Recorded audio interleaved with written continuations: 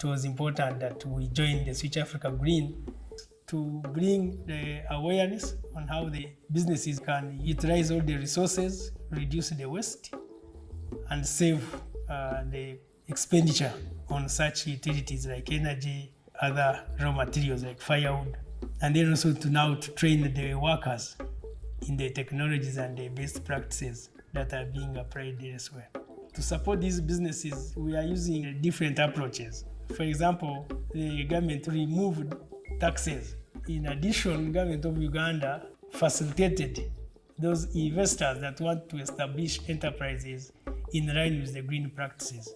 Well, I would like to thank the European Union for supporting this program, and through UNOPS and the UN Environment, we've worked together, we've learned quite a lot, we've shared the experiences.